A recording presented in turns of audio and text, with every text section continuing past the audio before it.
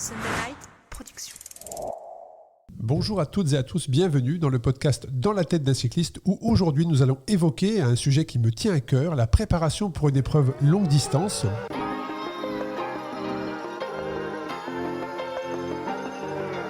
Bienvenue sur le podcast Dans la tête d'un cycliste, l'émission dédiée à tous les passionnés de vélo sous toutes ses formes. Chaque semaine, Arnaud Manzanini part à la rencontre de celles et ceux qui font le cyclisme pour nous inspirer et nous aider à nous améliorer. Pour co-animer l'épisode avec moi, j'ai la chance d'accueillir Loïc Leplout. Bonjour Loïc. Salut Arnaud. Alors pour préparer une épreuve de cyclisme longue distance, il est important de suivre une stratégie spécifique qui vous permettra de développer les qualités nécessaires à l'épreuve. Alors en introduction de l'épisode, Loïc, quelle direction tu peux nous donner sur les différentes étapes à respecter pour préparer de la meilleure des manières une épreuve longue distance ? La problématique, et comme j'aime bien le dire, est systémique. C'est-à-dire qu'elle est dépendante de plusieurs systèmes qui vont être l'entraînement, évidemment, mais aussi la nutrition et une particularité qui est la gestion du sommeil. Enfin, l'entraînement du sommeil. Et ça, c'est quelque chose qui est vraiment particulier et qu'on retrouve chez les voiliers, chez les coureurs, ouais, les navigateurs. Les navigateurs, tout à fait. C'est très proche d'ailleurs. La gestion du sommeil est très très proche. La particularité, c'est que eux ont toujours leur bateau qui est en mouvement quand ils font leur micro-sieste, alors que le cycliste, lui, s'arrête. Mais le danger vient que le navigateur n'a en tout cas très peu de risque de choc au moment où il s'endort, alors qu'un cycliste qui s'endort sur son vélo, ça peut être dramatique. Exactement. Et la gestion du sommeil est bien plus problématique que par exemple en trail, où les durées sont beaucoup moins importantes que quand tu fais par exemple un 2500 km ou un 4000 km sur la rame. Voilà. Alors c'est vrai que le sommeil, tu en parlais, sur nos épreuves Race Cross, puisque l'épisode sort en juillet, on est en mi-saison, les gens ont commencé à suivre les épreuves d'ultra-distance, commencent à planifier ce qu'ils vont faire l'année prochaine. Donc c'est pour ça qu'on pose volontairement cet épisode en milieu de saison, parce que ça se prépare, ça s'anticipe. Déjà son agenda, son calendrier de l'année suivante, généralement en ultra, se positionne sur le dernier trimestre de l'année. Et puis ensuite, il y a toute la préparation qui se met en place. Donc cet épisode est volontairement positionné en milieu d'année pour que vous puissiez anticiper, découvrir et vous éduquer également sur cela. Et concernant le sommeil, eh bien, on a mis en place une règle cette année où le sommeil est presque imposé, en tout cas voire contrôlé, sur toutes nos épreuves pour éviter justement d'aller trop loin, puisque on est convaincu de cela et on est convaincu qu'on va dans la bonne direction en contrôlant le sommeil et en imposant des temps d'arrêt, que pour être performant, il faut dormir. Et malgré tout, il y a quand même certains cyclistes ultra-distance qui s'amusent sur les réseaux sociaux à communiquer le fait qu'ils sont très performants parce qu'ils n'ont pas dormi pendant 2-3 jours. Nous, on pense le contraire. On pense que c'est dangereux de raisonner comme ça et qu'il faut dormir pour être, en sécurité, mais 2, optimiser sa performance.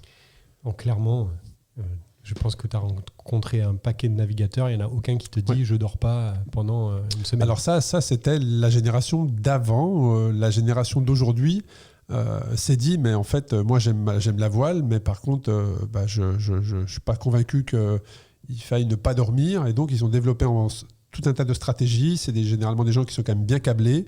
Ils ont creusé et aujourd'hui, tous le reconnaissent. Il faut dormir, en fait. Alors, il y a différentes techniques pour ça. Je ne dis pas qu'il faut faire des nuits de 8 heures, mais il y a différentes techniques qui font que les navigateurs dorment et sont performants et sont lucides. Il y a eu des accidents. Je pense notamment à un navigateur anglais qui était en tête de la route du Rhum et qui, la veille de l'arrivée, il a échoué sur l'île d'arrivée, en fait. Et donc, il a fallu le tracter pour qu'il sorte de la roche. Et donc, il a pris un temps de pénalité qui fait qu'il a perdu l'épreuve, mais il était en tête de l'épreuve et il s'est affalé de fatigue. Voilà. Donc, il faut dormir pour être performant. Aucun spécialiste du sommeil te dira qu'il ne faut pas dormir pour performer. Ça n'existe pas. Il n'y a aucune étude qui le montre. Voilà, une pensée pour Rémi Urdiel qui nous accompagne. La prise de décision que l'on a faite dans nos Race Cross, c'est de dire on va contrôler le temps de sommeil. On ne l'a pas pris parce que on s'est mis autour d'une table. On s'est dit tiens, on va gérer le sommeil. Non, on a travaillé pendant 6 mois avec un spécialiste qui est Rémi Urdiel, qui a d'ailleurs sur nos épreuves Race Cross déclenché une étude scientifique qui va durer 3 ans et qui permettra à l'issue de cette étude de dire voilà le sommeil dans le cyclisme ultra-distance. Donc oui, on est entouré de ça. Mais revenons à notre sujet, c'est comment préparer une épreuve d'ultra-distance. Il y a le sommeil, on va y revenir. Mais à la base, quelqu'un qui vient te voir, Loïc, et qui te dit, ben voilà, moi, je veux préparer une épreuve d'ultra-distance. Quels sont les premiers entretiens, les premiers mots que tu échanges avec lui ? C'est marrant comme question que tu me poses, parce que c'est quelque chose que j'ai vécu là dernièrement. La première chose, il faut être honnête avec la personne, c'est lui dire s'il va être capable ou pas capable de la faire. Et là, tu as mis des limites pour la course. Et c'est un des peu limites ça. en temps. Ouais, en référence. Ah oui, en référence, effectivement. Alors, c'est ce qu'il faut savoir, c'est qu'aujourd'hui, dans le cyclisme ultra-distance, il y a plusieurs types d'épreuves d'ultra-distance qui arrivent. Déjà, je pense qu'il faudra choisir votre épreuve qui va effectivement vous permettre d'aller vers un objectif. Mais aujourd'hui, vous avez du cyclisme ultra-distance avec assistance, très peu pratiqué en France. Sans assistance, très courant en Europe. Donc vous avez déjà le choix entre est-ce que je le fais avec assistance, est-ce que je le fais sans assistance. Ensuite, vous avez le choix de choisir vos épreuves. Est-ce qu'il y a un temps limite ou pas de temps limite ? Et puis ensuite, c'est est-ce qu'il y a une trace autorisée ou est-ce que la trace est libre ? Et en fonction de tout ça, ça fait déjà une multitude de choix. Vous avez encore des règlements que je vous invite à lire, très clairement. Ça, c'est l'organisateur qui parle. Je vous invite à lire les règlements parce qu'il y a encore des spécificités de points de contrôle, de s'arrêter sur les bases de vie, de pouvoir passer sans s'arrêter. Enfin bref. Donc vous avez déjà un choix à faire. Et comme il y a une épreuve d'ultra-distance qui sort quasiment toutes les semaines, je vous invite à lire les règlements, à regarder l'organisation, tout ce qui va vous permettre d'évoluer et de vous faire plaisir en toute sécurité. Voilà. Et il faut être très progressif pour Exactement. gagner en expérience. Et donc vous avez la distance. Et aujourd'hui, on me pose souvent la question, peut-être qu'on te la pose à toi, mais c'est à partir de quelle distance ou qu'est-ce qu'une épreuve d'ultra-distance ? À quel moment on dit que cette épreuve est une épreuve d'ultra-distance ou pas ? 24 heures. 24 heures, ouais. Alors moi, j'aurais tendance à dire le kilomètre, mais aussi le dénivelé. Donc oui, à partir du moment où je te rejoins, à partir du moment où on passe une nuit sur le vélo, on rentre dans quelque chose qui est de la longue distance. Alors l'ultra, moi je le mettrais plus sur 3 jours, 5 jours. 3 jours, 5 jours. Mais en tout cas, oui, à partir de 24 heures sur un vélo, on peut considérer que vous êtes quelque chose qui sort de la norme. Parce que déjà, tu dois gérer le sommeil. Tu dois gérer à partir du moment où tu dois commencer à t'entraîner pour le sommeil, moi je considère comme c'est de l'ultra. Donc la personne vient te voir, elle te dit voilà, moi je veux faire une épreuve d'ultra. Je veux faire comment ça s'appelle, pas la rame, mais la course à travers l'Europe là. La transcontinentale. Très bien. T'as fait quoi ? Je sais pas, je cours en première catégorie depuis 20 ans. Non, en fait. C'est pas comme ça que ça va se passer. Il va falloir prendre des étapes. C'est ça, en fait. C'est ça, pareil. Je pense que quand tu dis à quelqu'un... Ça t'est arrivé ? Oui. Quand tu... Là, c'est violent. Là, oui, c'est violent. Ou même la rame, tu vois. Ça m'est déjà c'est violent parce que c'est ce que j'ai vécu, moi, en 2013, donc il y a 10 ans, sur Race Across America, où j'y suis allé, en étant un coureur de compète. Et j'ai pleuré sur mon vélo. Mais j'ai vraiment pleuré. Quand je te dis j'ai pleuré, j'ai vraiment pleuré de souffrance, de douleur sur mon vélo. Pour ceux qui nous écoutent, il faut y aller progressivement parce que c'est un sport à part. Il n'y a pas de comparaison. Même si, j'imagine, si on vous dit je vais aller faire l'UTMB, l'Ultra Trail du Mont Blanc, vous allez dire c'est 180 km à pied. Mais dites-vous que la rame, c'est 6 fois. C'est 6 fois en termes de temps, c'est 6 fois, voire 7 fois plus de temps. En temps d'effort en continu. Donc, c'est pas parce que c'est du vélo et qu'il n'y a pas de casse musculaire qu'on peut faire n'importe quoi. Donc déjà, il faut être raisonnable. Et même si on a une expérience dans le vélo, il faut pouvoir se dire écoute, là je débute dans cette épreuve. Je le dis parce que moi je me suis lancé là-dedans alors avec un peu plus de recul parce que j'avais fait l'erreur dans le triathlon, donc tu vois, j'avais quand même un peu prévu, mais je me suis rendu compte très vite que j'étais hors du cadre et que j'étais dans un truc qui dépassait l'entendement, quoi. Voilà. Et faut vraiment, on s'en rend pas compte forcément au début, mais vous allez voir qu'au fil des entraînements, très vite vous allez comprendre que là il y a des choses où vos repères ont disparu complètement, et c'est même si vous avez été un super coureur, c'est compliqué. Ça n'a rien à voir. Ça peut être un fond, c'est-à-dire que vous avez un fond effectivement des capacités, mais dans l'ultra, ça n'a rien à voir. Je prends l'exemple de Jérôme Cousin, qui était professionnel, qui est professionnel, qui a arrêté sa carrière l'année dernière, et qui fait un peu de bikepacking, et qui a voulu faire d'ultra. Et en fait, en faisant, il s'est rendu compte qu'il n'y avait pas de confort. Que le soir, il n'allait pas à l'hôtel, dormir 8 heures, repartir. Et là, il s'est rendu compte que, en fait, il n'y arrivait pas, tu vois. Et pourtant, c'est un mec, il en a fait des kilomètres. Ouais. Alors maintenant, un baroudeur en plus. j'imagine qu'il va se donner, peut-être qu'il va se donner ce défi pour en faire et qu'un jour il va en faire. Mais en tout cas, quand il a tenté, il s'est dit, mais là, ouch. C'est vrai que ça interpelle les professionnels qui très clairement suivent les épreuves. Hein. Je sais que les professionnels suivent les épreuves d'ultra-distance, sont impressionnés par les distances parcourues. Moi, je me souviens, lors de la première édition de Race Cross France, avoir croisé Romain Bardet au sommet de l'Isran. Oui, c'est ça. Au sommet de l'Isran, il était en préparation. C'est à l'époque du Tour d'Espagne, peut-être. Je vous dirais peut-être des bêtises, mais en tout cas, il était en repérage, en préparation avec ses équipes. Il y avait 2-3 équipiers avec lui. Et bon, il s'arrête, il voit la voiture logotée, il voit que c'est du vélo. Donc, il me pose la question, c'est quoi ? C'est une course ? Je lui dis, oui, c'est une course à travers la France. Il me dit, ah ouais, mais les coureurs, ils font quoi ? 200 bandes par jour ? Je lui ai dit, non, en fait, ils ont 2500 et ils ont 10 jours. À l'époque, c'était 8 jours. Hein. Première édition, c'était 8 jours pour le faire. Et je lui ai dit, ils font entre 400 et 600 km par jour. Et j'ai dû lui répéter, en fait. Hein. Il ne comprenait pas. Il ne comprenait pas. Mais les professionnels sont interpellés et de plus en plus testent, s'équipent de bagages et partent sur une journée faire 300, 500 ou en plusieurs jours. Mais on voit que le monde des professionnels commence à regarder un petit peu ce qui se fait. On a d'ailleurs Lachlan Norton qui a été détaché très clairement par l'équipe EF Éducation pour lui ne faire quasiment que ça. Qui a d'ailleurs peut-être même une plus grosse, si ce n'est aussi belle visibilité que ceux qui sont sur les tours, tellement c'est impressionnant. Oui, avec le Halte Tour, d'ailleurs, il y a 2 ans qu'il avait en France, en sandales, qui fait une performance, il y a une vraie performance physique derrière. Oui, tout à fait, je suis d'accord. Et donc le coureur vient te voir, donc tu définis son objectif avec lui, tu vois si c'est réalisable ou pas. C'est quoi l'étape d'après ? On définit une stratégie, un plan d'entraînement Alors là, ça va être tout l'art de comprendre comment il a encadré sa vie autour de ce projet. Parce que là, c'est là où on fait un deal aussi. C'est qu'à un moment donné, quand tu vas préparer une semaine de vélo, ou 10 jours, ou même 2 jours, même 2 jours, ça se fait pas comme ça. Tu vois. Et je vais pas mentir, je vais pas dire...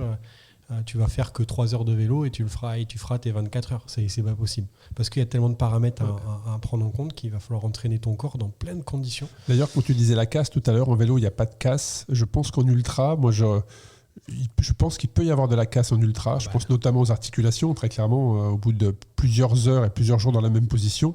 Si tu as eu une clavicule cassée il y a plusieurs années, je pense que les ligaments vont un peu commencer à couiner. C'est pas moi que tu veux le dire. J'ai perdu la sensibilité de mes mains pendant 3 mois. Voilà, mais quand je vous dis sensibilité, c'est que je ne pouvais plus tenir un stylo. Ouais. Je ne pouvais pas écrire. Enfin, je sais pas. Il y a la perte de sensibilité. Alors ça part aussi de la position, de la selle, des cales. Enfin, parce que le mécanisme, en fait, il est simple sur la perte de sensibilité dans l'ultra-distance, c'est que tout part de la selle. Vous faites du vélo depuis plusieurs heures, plusieurs jours. Vous transpirez. Cette transpiration va couler le long de votre corps, va venir se positionner dans votre peau de chamois, sur laquelle vous êtes assise pendant 2-3 jours, non-stop, ou quelques heures d'arrêt. Donc votre peau va s'humidifier, elle va gonfler, elle va couper. Et donc là, les bactéries vont se mettre dans cette coupure et ça va créer des brûlures insoutenables. Donc comme vous avez mal à la selle, vous allez vous mettre en danseuse. Et donc là, vous allez mettre tout le poids de votre corps sur vos pieds et sur vos mains. Ce qui va se passer, c'est qu'aux pieds, vous risquez d'avoir des œdèmes et aux mains, vous allez perdre la sensibilité. Tu as tout résumé. Voilà, donc tout part de la position et de la selle et de l'hygiène. Je précise, de l'hygiène du cycliste. Parce que tout se joue au niveau de la... C'est mon raisonnement personnel, mais pour moi, tout part de la peau de chamois et de la propreté, de l'hygiène au niveau de la selle pour éviter ces brûlures. Et donc, il y a ces blessures-là. Rien que le choix du cuissard. Exactement. Je pense qu'il faut plusieurs mois pour trouver le meilleur cuissard. Et la selle, en fait, il n'y a pas position. De cuissard universel. Non. C'est vraiment individuel. La selle, pareil, la position. Donc, il y a ces blessures. Après, il y a les genoux, mais ça apparaît au bout de 2-3 jours généralement. Les tendons. Les tendons, voilà. Et puis, il y a surtout les muscles du cou. Puisqu'en ultra-distance, vous avez la probabilité, c'est une des raisons d'abandon, que les muscles du cou, comme ils n'ont pas l'habitude de tenir cette position 20 heures, voire plus sur 24, tétanisent et ne tiennent plus votre tête. Donc on voit sur certaines épreuves des coureurs qui trouvent des subterfuges pour que la tête soit relevée en attachant en attachant, certains vont même attacher une chambre à air entre leur boyau et leur selle arrière pour tenir le casque. On voit des armatures en PVC, mais c'est des choses que j'ai vues. Donc voilà, il y a quand même des risques de casse, des casses qui peuvent pas arriver peut-être dans la préparation, c'est ce que tu voulais dire, je pense. Mais par contre, pendant l'épreuve, il faut bien avoir tout étudié, tous les comportements de son corps. Il faut se préparer à tout ça. Et il faut anticiper tout ça. Exactement, tout ça c'est hyper important. Et donc tout le rôle de la planification et de la périodisation est hyper important. Alors l'avantage que je trouve dans l'entraînement pour un ultra par rapport à un sport comme le triathlon, c'est la possibilité de faire des périodes choc et mettre beaucoup de repos. Ça c'est vraiment, je pense, que la clé. Et je pense qu'il y a beaucoup d'ultracyclistes qui fonctionnent comme ça et qui sont performants. C'est-à-dire qu'ils vont faire sur des périodes très concentrées, beaucoup, mais aussi derrière faire des longues périodes de repos où ils vont faire très peu. Quand tu dis période choc, ça veut dire choquer son corps, lui faire faire des choses dont il n'a pas l'habitude, à n'importe quelle heure de la journée. Tu prends 3-4 jours. Et par exemple, moi j'ai une routine où je fais avec les gens que j'entraîne pour l'ultra à plusieurs moments clés de la préparation de la course. On va faire par exemple... on va partir à 18h pour se retrouver à un point qui est un point dans les Pyrénées, qui est à Mauléon-Lichard, et on part de Bordeaux. Ça nous fait, en gros, on arrive vers 6h là-bas, tu vois. On part pas à 18h, on part à 22h. Donc vous roulez de nuit. On roule de nuit. Donc là, généralement, j'emmène les novices là-dedans, donc les premiers. On rejoint un autre groupe qui est arrivé en voiture là-bas, à 6h. Qui lui est frais. Un peu plus frais, on va dire. Voilà, on fait petit déjeuner et on enchaîne toute la journée avec eux. Tu vois, et après, le lendemain, on refait une longue sortie. Et donc, tu vois, en 2 jours et demi, t'as choqué ton corps. Mais derrière, par contre, on prend une semaine de repos. Tu vois, on prend une vraie semaine. Et on va répéter ça de façon en différenciant les expériences, tu vois, en travaillant de nuit, en travaillant 2 jours, en testant des alimentations différentes, en essayant d'aller dans des endroits où tu as accès à rien pour pouvoir gérer l'appauvrissement en calories. Tu vois, on va vraiment construire notre entraînement en fonction du contexte, donc en fonction de l'épreuve que tu prépares, et en fonction des spécificités que tu vas rencontrer pendant cette épreuve et les spécificités de l'ultra. Et quand on parle ultra, là on n'est plus du tout dans les... Enfin, je me trompe peut-être, hein, mais on n'est pas dans les préparations intensives, on est plutôt dans l'endurance. Moi, je me souviens, quand je préparais les États-Unis, justement, je faisais des longues sorties dans des zones très faibles d'intensité. Donc au début, quand tu pars, tu calcules, tu dis, voilà, c'est vrai qu'à cette vitesse-là, je ne dois pas dépasser tant de watts ou tant de pulse. C'est vrai que les kilomètres sont très longs, mais c'est nécessaire à l'apprentissage que ton corps comprenne qu'il va devoir rouler lentement, mais longtemps. Alors que tu parlais de ton coursier tout à l'heure, qui est un très bon niveau. Lui, rouler à 25 pendant 10 heures, il ne va pas comprendre, parce qu'il est habitué à rouler à 35 pendant 1h30, 2 heures. Donc il y a une vraie aussi préparation psychologique sur ça. Je dirais, alors tu vois, je dirais pas rouler lentement longtemps. Il faut apprendre à rouler vite longtemps. C'est un peu différent. Je suis d'accord, mais à la première séance... au début, oui. Voilà. Oui, parce qu'en après, fait, ton tu corps vas t'apercevoir effectivement tes zones vont bouger. Que le cyclisme traditionnel te développe des filières énergétiques qui ne sont pas en correspondance avec la qualité que tu dois développer pour l'ultra. Et je vais prendre un exemple, c'est ce qu'on appelle le seuil ventilatoire. On va prendre même un truc plus simple, une représentation plus simple, c'est la période où tu utilises le mieux les graisses. Cette intensité-là, dans l'ultra, elle est primordiale. Bien sûr, c'est ce qu'on appelle d'ailleurs les sorties brûle-graisse. C'est les sorties d'une journée, en fait. Il n'y a pas de discussion. Non, on est d'accord. Et en fait, cette période-là, elle définit un seuil. D'accord ? Et ce seuil-là, plus il est haut, donc il faut prendre une espèce d'échelle, plus il est important, c'est comme la PMA. Plus tu vas vite, sans monter... en étant économe. Tout à fait. Et ça, sans brûler de graisse, sans faire d'acide. Ouais. Je ne dirais pas comment il faut faire, c'est mon secret. non, je peux détailler un petit peu, mais l'objectif, c'est vraiment de travailler cette zone-là, parce que c'est votre survie. C'est le carburant, tout à fait. Ouais, et c'est votre performance aussi. Exactement. Si tu sors de cette zone, si tu montes trop haut, tu vas créer du déchet, et là, en ultra-distance... tu le payes à un moment donné. Tu payes l'addition. Tu ne peux pas te permettre en ultra-distance d'être dans un col. On parlait de flow tout à l'heure avec Marion. Tu ne peux pas te permettre d'avoir une période où tu lâches les chevaux. En ultra, tu payes en fait. Tu peux pas...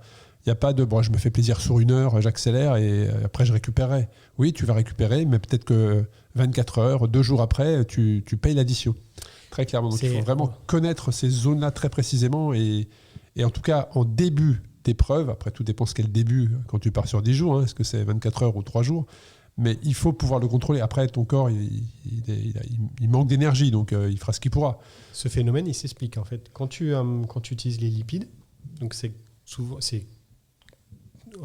de façon optimale à basse intensité, comme on dit. Alors, basse intensité, c'est discutable parce qu'il y a la basse intensité, ça va vite, tu vois. Mais c'est exactement ça. Et, par contre, quand tu vas augmenter l'intensité, tu vas avoir besoin de plus d'énergie sur le moment et tu vas faire appel à d'autres substrats énergétiques. Et notamment, tu vas consommer plus de glucides ou de glycogène qui sont dans tes réserves. Et plus tu vas augmenter comme ça, plus ça va être long et intense, plus ça va être de cet ordre-là. Et donc, en fait, quand tu te retrouves dans l'ultra, les glucides, mon garçon, c'est là la complexité de l'histoire. Donc tout ça se prépare en amont. Mais tu vas te retrouver à des moments où tu n'en as pas. Parce qu'il est 2h du matin, tu es dans le Ventoux, il te reste 3 km, tu te sens bien, tu appuies sur les pédales, mais fais gaffe parce que tu n'as rien pendant 4 heures derrière. Tu n'as pas une boulangerie, les dimanches, tu ne vas rien trouver. Alors là, j'ai pris le Ventoux, c'est encore peuplé, mais il y a des endroits où ça peut ne pas l'être du tout. Par exemple, sur la course qui part d'Anglet, là, qui va au sud de l'Espagne, des endroits, ils vont dans le désert en Espagne, il n'y a rien. Il y a rien. Donc si tu fais l'erreur d'intensité, qu'est-ce que fait ton corps ? Il va aller chercher des éléments d'urgence pour compenser. Et donc ce qu'on appelle la néoglucogénèse, c'est d'utiliser par exemple les acides aminés pour produire des glucides. Et qu'est-ce que ça fait quand tu utilises les acides aminés ? Les acides aminés, c'est ce qui compose les protéines et ce qui compose les fibres musculaires. Qu'est-ce qui se passe ? Tu détruis les fibres musculaires. C'est un exemple. Ouais, tu peux aussi utiliser les cétones. Et donc forcément, tu rentres dans des voies d'urgence. Et qui dit urgence dit des voies qu'il ne faut pas aller. Ouais, parce que quand tu y vas, tu le payes. Donc, par exemple, tu vas utiliser les cétones.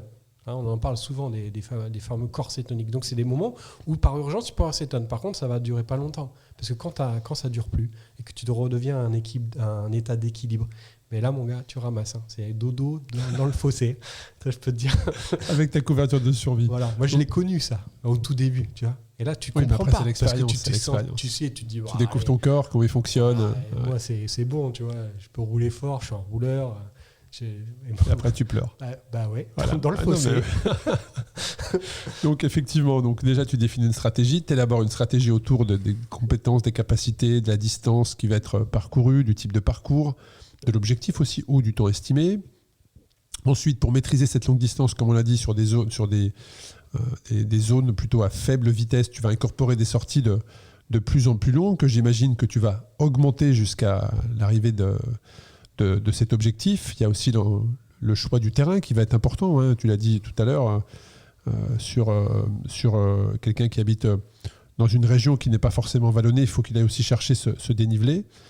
Donc ça, c'est la prépa physique. Elle se décompose en combien de temps ? Si tu avais une durée, quelqu'un qui veut faire une épreuve d'ultra en juin, à quel moment il doit commencer à rentrer dans une préparation ? Tout dépend de la distance que tu prépares et de ton expérience.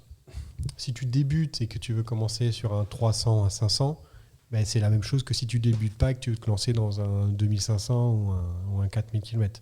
Il faut commencer tôt. Et 6 mois, je pense que c'est vraiment je suis d'accord avec une période dit 6 mois, minimum. Minimum. Pour acquérir de l'expérience. Comprendre comment ça fonctionne, ton corps, les réflexes. Ouais. C'est pas la spécificité du vélo qui va rentrer, mais c'est tout ce qu'il y a autour. Et il faut vraiment comprendre qu'il faut du temps et de l'expérience et des erreurs, accumuler des erreurs pour apprendre. Après, il va falloir donc, comme tu as dit, augmenter la distance progressivement par ces week-end shocks, tu vois, progressivement pour se rapprocher. Il ne faut pas avoir peur de se rapprocher à l'entraînement à peu près de la durée de ce qui va se passer. Alors, quand tu fais une semaine, ça va être compliqué, mais sur un week-end. Sur un week-end, tu peux faire beaucoup, tu vois. Tu peux faire au moins sur un bloc de 3-4 jours ce que tu vas faire pendant la course, voire même plus, tu vois. Et le dénivelé, ça c'est hyper important. Ça c'est l'erreur que j'ai pu faire au début, moi perso. Alors que je l'ai pas fait dénivelé. Mais ouais, sauf qu'en fait, la distance c'est pas la même, c'est sûr. Tu parcours pas la même distance dans les Alpes, mais musculairement, que ça dans n'a les Landes. Rien à voir. Exactement. Oui. Mais ça n'a rien à voir. Et ça, c'est pareil. Il faut pas hésiter à prendre quelques jours pour aller faire du dénivelé et à entraîner son corps à faire 24 heures de montagne n'a rien à voir avec 24 heures de plat. Ça n'a rien à voir. 24 heures de montagne, c'est des positions différentes. 24 heures de plat, tu peux te mettre sur les barres et en avant Guingamp, tu vois. Mais là, il faut monter, descendre. Tu es en danseuse, tu es assis, tu chantes de de difficulté, des moments tu n'en peux plus, tu zigzags, tu t'arrêtes. La dépense calorique aussi n'est pas du tout la même. Hein. Ça n'a rien à voir, le changement de température. Donc ça, il faut s'entraîner, c'est indéniable. Alors on parlait justement de la dépense calorique, c'est la nutrition. C'est outre la prépa physique, il y a aussi l'alimentation. C'est se connaître, savoir ce qui convient, le sucré, le salé, à quel moment le prendre. Parfois même, tu peux rien prendre du tout parce que tu es dans un univers, hein, dans une région où soit tout est fermé, soit il n'y a rien, très clairement. Ça, comment tu abordes ça avec tes coachés? Ou quels conseils tu peux donner aux auditeurs, en tout cas? C'est une des raisons pour laquelle je privilégie les périodes d'entraînement intense avec beaucoup de repos. Parce qu'en fait, c'est difficile. Il ne faut pas se dire je vais simuler tout ce qui se passe pendant l'ultra à chaque entraînement. Parce que c'est des choses qui ne sont pas normales. Ouais, c'est ce que j'allais dire, tu ne peux pas. C'est pas, voilà, peut pas. C'est pas normal et c'est délétère pour le corps. Et surtout qu'il y a beaucoup d'imprévus aussi et c'est hyper stressant. Mais la privation calorique, à un moment donné, ça a un bénéfice, mais trop, à un moment donné, ça n'a plus de bénéfice, c'est néfaste. Et c'est la même chose. De ne pas apporter de glucides à l'effort, c'est catastrophique sur du long terme. Donc moi, ce que je conseille, et ça c'est vraiment quelque chose qui me tient à cœur, il faut savoir s'entraîner de façon normale en ne privant pas son corps. Donc c'est-à-dire avec un apport glucidique à l'effort régulier. Sur les week-end chocs, partir tout le temps comme si on était au départ de la course, donc avec une mise à disposition de ces fameux glucides au départ, au moins sur les premières heures, puis après en fonction du contexte, simuler les problématiques, mais surtout, derrière, c'est là où il faut être intelligent. C'est que quand tu as fait ça, derrière, il faut se nourrir correctement pour limiter les effets délétères du stress oxydatif que tu as provoqué pendant l'effort. Et donc, qui veut dire apport glucidique si tu te rentraînes, ça c'est sûr, mais surtout apport d'acides gras essentiels, notamment des oméga 3, pour contrôler cet équilibre acido-basique qui a été créé pendant l'entraînement, qui va avoir des conséquences souvent très néfastes à long terme sur le corps et qui peuvent entraîner des burn-out. On connaît tous les deux quelqu'un qui a performé pendant longtemps sur le long et qui du jour au lendemain a disparu. Et il y a aussi l'avant. C'est-à-dire, là effectivement on t'explique les traumatismes et comment tu peux mieux les soigner, les appréhender, mais il y a aussi l'avant, c'est-à-dire que toute la flore intestinale, moi je conseille systématiquement à une personne qui va se lancer dans l'ultra ou qui prépare une épreuve d'ultra, c'est 15 jours, 3 semaines avant, c'est de faire une cure pour que sa flore intestinale soit la plus propre et la plus saine possible parce qu'elle va être complètement choquée par les températures, parce qu'elle va ingurgiter, qu'elle n'a peut-être pas l'habitude, il y a plein de choses qui vont choquer cette flore intestinale et plus cette flore intestinale est saine et préparée, mieux c'est. Alors le microbiote, donc la flore intestinale, c'est le microbiote. Donc déjà, il faut savoir définir ce que c'est un microbiote normal. Donc ça, déjà, il y a personne qui peut le définir parce que c'est individuel. En tout cas, la pratique de l'ultra a un effet néfaste sur le microbiote, c'est que ça privilégie certaines bactéries par rapport à d'autres. Les gens de l'ultra, c'est des gens qui vont être prédisposés à faire de la perméabilité intestinale et ce qu'on appelle une dysbiose et notamment une candidose. Là, tu nous as tous perdus, très clairement. Donc là, si tu peux parler français, s'il te plaît, Loïc. Du fait du stress oxydatif, il y a un dérèglement du système immunitaire qui se met en place et notamment du fait de la restriction des glucides à l'effort. Il y a un phénomène d'inflammation au niveau de l'intestin qui s'enclenche et qui fait que l'intestin devient perméable. C'est-à-dire qu'il y a des molécules qui vont sortir qui ne vont pas être absorbées correctement. Non, mais il y a des molécules qui passent dans l'intestin qui ne doivent pas être utilisées. Et bien, ces molécules-là, notamment pro-inflammatoires, vont sortir. Et il y en a, ils vont aller se mettre sur le pancréas, d'autres sur le rein, d'autres sur les tendons. Voilà. Donc ça, c'est un phénomène que l'ultra entraîne. Donc ça, déjà, avant de régler son microbiote, il faut perméabiliser son intestin. Donc ça, c'est dire... alors pour te rejoindre, il faut se faire accompagner par un professionnel, mais des traitements avec des prébiotiques qui vont renforcer et un contrôle de l'alimentation et du stress oxydatif. Après, deuxième phénomène... Mais c'est quoi le risque de deuxième phénomène, en plus de ça, Le risque de l'intestin Oui. perméable, Ouais. l'accentuation de l'inflammation, Ok. Donc, dérèglement du système inflammatoire. Ok. Et donc, par exemple, on en a parlé C'est dans quoi, un autre podcast, par exemple, fracture de fatigue spontanée. Ok, Pourquoi ? donc c'est un Parce que dérèglement, c'est une... les ostéoclastes, qui sont des cellules osseuses, qui sont du système immunitaire, vont interagir sur des molécules qui n'ont rien à faire là. Ok, Voilà. très bien, c'est clair. Tu vois, et fragiliser la trame osseuse. Voilà. Donc ça, c'est des conséquences. C'est insulinorésistance. Des gens qui ont un dérèglement de l'insuline et qui vont devenir diabétiques, voilà, par exemple. Voilà. Mais en plus de ça, tu as un dérèglement du microbiote. Et là, c'est encore plus handicapant. Alors, notamment avec le candida, qui est un champignon. Donc, c'est pas vraiment une bactérie, mais qui est au sein de l'ensemble de ta population de bactéries et qui va prendre, qui est là, qui est présent chez tout le monde, mais qui va prendre l'avantage sur d'autres Il va prendre le lead. Il va prendre le lead. Ouais, mais sauf qu'en fait, lui, il a des effets néfastes, tu vois, sur l'organisme s'il prend le lead. Et normalement, des troubles intestinaux. Ouais, ça, ce qu'on voit couramment. Eh ouais. Tu vois, des gens qui te disent au bout de 3 jours, Bien avant. j'ai des diarrhées impossible de me contrôler, je saigne, toutes ces choses-là. Alors, c'est il y a un lien avec la déshydratation quand même. C'est tout. Ouais. Toi, c'est un ensemble. Le sang dans les selles, là on est sur la déshydratation quand même. La candidose, ça aussi entraîne des états psychologiques instables. Tu vois, la perte de motivation.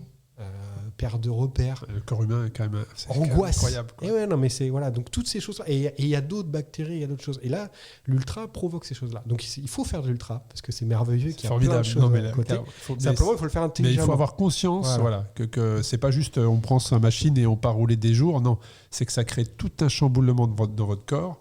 Et qu'avec du partage d'expérience, de l'encadrement, vous allez mieux appréhender ces choses-là, faire moins d'erreurs et vous lancer dans de meilleures conditions. Donc là, on a parlé nutrition, on a parlé préparation physique, on peut parler également du sommeil, qui est déterminant, on en a parlé en introduction. Le sommeil est déterminant, bien emmagasiner des heures de sommeil avant votre week-end choc ou vos préparations ou votre épreuve, c'est important. Et surtout, ayez une stratégie, enfin ça c'est mon conseil, tu auras la parole Loïc, mais ayez une stratégie sur le sommeil. Vous avez bien une stratégie d'entraînement pour vous préparer, vous avez bien une stratégie sur votre vitesse, sur comment vous allez appréhender la course. Vous avez bien une stratégie sur la nutrition. En tout cas, il faut avoir une stratégie de nutrition pendant l'épreuve, sur les premiers jours, sur les premières heures. Et il faut en avoir une également sur le sommeil. Qu'est-ce que tu conseilles par rapport à ça ? C'est indispensable. Alors, je vais donner des conseils, mais mes recherches sont en cours. C'est-à-dire que c'est un sujet qui est tellement vaste et pas intuitif en fait pour nous. Qui est très personnel. Qui est très personnel et pas intuitif. Tu parles de sommeil aux cyclistes, comment gérer son sommeil. Tu vois, tu parles à un navigateur et c'est des sujets dont il parle depuis 20 ans. Mais dans le vélo, qui maîtrise parfaitement, voilà, qui maîtrise parfaitement dans le vélo, ça commence à arriver. Nous, on essaie de cadrer tout ça justement. On creuse un peu le sillon sur ça. Mais là aussi, on a fait un épisode avec Camille Pic de la Capsule Santé sur le sommeil. Donc, je vous invite à aller l'écouter. Et c'est très intéressant de prendre ces cycles circadiens, de voir comment ça fonctionne. Tout ça est très intéressant, mais tout ça est complètement cassé, choqué dans une épreuve d'ultra-distance. Voilà, donc déjà, la première étape, c'est d'apprendre à se connaître. On revient toujours au même, mais d'avoir à se connaître. Donc aujourd'hui, il y a des objets connectés qui te permettent de comprendre quelle durée de sommeil profond, paradoxal. Ça se joue parfois à 15 minutes, 30 minutes. Exactement. Il faut voir dans quelle période, comment, après, pendant l'entraînement, enfin pendant une période d'entraînement, c'est pareil que pas pendant. Donc ça, c'est le premier, essayer de comprendre, d'accord, pour savoir détecter le fameux Allemand qui bon là c'est avec assistance, c'est plus facile, mais ils avaient détecté des mouvements oculaires c'est Christopher Strazer, effectivement, pour le réveiller au bon moment, tu vois, qui sera probablement présent sur SO Cross France 2024. On est en discussion, mais voilà, c'est quand même un monstre, c'est le numéro 1 très clairement de cyclisme ultra-distance, qui effectivement quand il faisait Race Cross America, il avait un gros staff autour de lui, c'était quasiment professionnel. D'ailleurs, il a un niveau d'un coureur professionnel, avait quelqu'un qui veillait à son sommeil et il faisait des micro-siestes de 5 à 10 minutes, pas plus. Et en fonction du mouvement de ses paupières, réveillait pour que ça soit dans la bonne phase justement et qu'il soit dans la phase d'éveil et qui lui permettrait de ne pas avoir trop de traumatisme ou de ne pas trop être choqué. Donc là, il y a c'était vraiment un sujet sensible. Et donc ça, c'est les choses qu'il a travaillées, qu'il a détectées. Donc ça, c'est important. Alors, tu vois, je travaillais avec une équipe. Et par exemple, il y a eu des expériences qui ont été faites. Tu vois, tu t'endors avec quelque chose dans la main Et dès que tu la lâches, ça veut dire que ton corps ça, c'est des petits trucs. Et ça veut dire que ne serait-ce qu'en quelques secondes, il est reparti. Voilà, c'est exactement. Ça, tout à fait. Donc, tu vois, ça, c'est des moments où s'endormir avec une cuillère dans la main, et dès que vous l'échappez, vous allez l'entendre tomber par terre, et ça signifie que votre corps s'est totalement relâché. Exactement. Et ces quelques secondes suffisent à réinitialiser le corps. Donc ça, c'est la période à quel moment dormir. Il y a des périodes hormonales où c'est le plus adapté. Donc tu vois, on travaille sur ça. Alors il y a des fenêtres qu'on connaît, c'est entre 22h et 2h du matin. Mais est-ce que c'est pareil chez toi ? Est-ce que c'est 22h30, 23h ? Donc tout ça, il faut essayer de comprendre comment ça fonctionne. Et l'alimentation la nuit, c'est très important. Qu'est-ce que tu manges la nuit ? Pour essayer d'être éveillé. Pourquoi ? Et pourquoi pas manger ça ? Il y a un type d'alimentation pour rester éveillé. Par exemple, manger des glucides avant la nuit, ça améliore la sécrétion de mélatonine. Alors c'est bien pour dormir, mais pour faire de l'ultra, c'est pas bien. Donc qu'est-ce qu'on fait ? Comment on fait ? Quelle alimentation ? Comment s'adapter ? Tout ça est passionnant. On pourrait creuser les sujets de manière impressionnante. Donc on a parlé de la prépa physique, on a parlé de sa nutrition, de sa stratégie, de son sommeil. Il nous reste à parler de ce qui va faire avancer le cycliste, le vélo, le matériel, très très important. Moi, je conseille toujours à une personne qui est au départ d'une épreuve d'ultra-distance, il doit savoir monter et démonter son vélo, parce que je vois tellement de personnes au départ de n'importe quelle épreuve d'ultra-distance, ne sachant parfois même pas régler un dérailleur-arrière. Donc voilà, au niveau matériel, qu'est-ce que tu préconises sur ça aux auditeurs qui nous écoutent, qui se disent moi j'aimerais bien faire une épreuve d'ultra-distance, ou j'ai déjà pratiqué, mais comment je peux m'améliorer ? Alors déjà, il y a l'histoire des sacoches. Il faut bien tester ces sacoches avant, parce qu'il y en a beaucoup qui achètent les sacoches dans le dernier moment, qui mettent leur truc, qui partent et ils s'aperçoivent que les genoux ils frottent. Et là, ils écartent les genoux, ils ont mal aux genoux, et au bout de 300, 400 bornes, terminé. Non, mais tu l'as vécu. Ah oui, bien sûr. Ça, c'est un truc qu'on fait bien en amont, et on a fait ces week-end chocs avec. Ouais, surtout, on réfléchit bien. Bien évidemment, là, on va le dire, mais partez pas sur une épreuve d'ultra sans avoir testé, c'est la base. Et après, sur les sacoches, oui, il faut bien choisir où est-ce qu'on les met, et surtout dans quel ordre. Quand je dis dans quel ordre on les met, c'est qu'est-ce qu'on met dans les sacoches, qu'est-ce qui va dans chaque compartiment. Et dans chaque compartiment, on met encore des sacs. Des petits sacs transparents pour en cas de fuite d'un liquide ou ne serait-ce que d'une pile ou en cas de problème. Chaque compartiment est bien isolé de celui qui est à côté. Ça peut être de l'alimentation qui coule, mais ou autre. Mais il y a un ordre à respecter dans vos sacoches. Tout doit être optimisé, réfléchi. Rien de superflu. Si en préparant vos affaires vous avez un doute, j'ai tendance à dire quand il y a un doute, il n'y a pas de doute. C'est que c'est pas indispensable. Donc il y a aussi un vrai choix à faire, il y a une vraie réflexion autour du poids, parce que quand on fait du dénivelé, le poids a son importance. Donc le poids sur une heure, pourquoi pas, on peut s'en passer de mettre 200 grammes en plus, mais 200, 300 grammes, 600 grammes en plus sur 1000 bornes, 2000 bornes, ça fait la différence en termes de watts. Et tout ça doit être réfléchi, bien évidemment testé, comme la nutrition. Et l'accessibilité des choses. L'accessibilité. C'est parce que quand vous êtes plus lucide... Parce qu'en fait, ce sport, ce qui m'est arrivé, c'est qu'à un moment, vous rentrez dans un état de transe, en fait, où en fait, même vous allez vous retrouver à avancer, et au bout de 30 minutes, vous dire « Ah, mais en fait, j'étais où, quoi ?» Non, mais c'est vrai, je pense que tu as connu ça. Oui, mais en fait, tu médites. Voilà. Tu te rends compte que le corps est capable d'être en mouvement tout en étant en veille. C'est ça, c'est incroyable. Et donc, du coup, il faut, dans des moments, tu veux manger, mais il faut que tu saches où est ta nourriture. Ouais. Tu crèves et que tu n'as pas dormi depuis 24 heures. Il faut que tu saches où est ranger chaque outil pour réparer, parce que autrement, tu vas rentrer dans des galères sans nom, quoi. Alors après, c'est pareil. La mécanique, c'est indispensable. Changer un pneu, changer une chambre à air, partir en tubeless, partir en chambre à air, sachant qu'un tubeless, ça se répare aussi en chambre à air, mais que c'est plus compliqué, qu'il faut donc le voir fait bien plusieurs fois avant pour ne pas se retrouver avec une espèce de pneu qui est plus rond mais ovale. Et non, mais ça m'est arrivé. Et donc ça, c'est des choses qui s'anticipent. Préparer une chaîne. Une chaîne, ça se casse n'importe quoi. Tout à fait. Est-ce que je suis en électrique ou en câble ? Changer un câble si je suis en câble. Changer un câble, ça se casse à n'importe quel moment. Sa lumière également. Beaucoup de personnes ne mettent pas assez d'importance sur les lumières, selon moi. Ça, c'est quelque chose qu'on vérifie également, mais même dans toutes les épreuves d'ultra-distance, tu vois des coureurs partir juste avec une petite lumière qui clignote. Mais ça marche quand tu es en vide, en fait. Mais pour t'éclairer à 2h du matin, quand c'est la nuit noire, tu vas tirer sur tes yeux, tu vas te fatiguer, tu vas halluciner, Et c'est pas bon. Donc il faut vraiment mettre une importance énorme sur la lumière. 1, c'est la sécurité.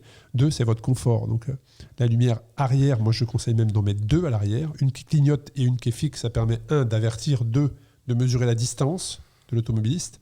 Et à l'avant, c'est vraiment une lumière à plusieurs vitesses, en tout cas plusieurs modes, plein phare, médium et faible. Comme ça, vous pouvez jouer en fonction du moment dans lequel vous êtes dans la nuit, mais surtout, c'est qu'il faut avoir un confort visuel.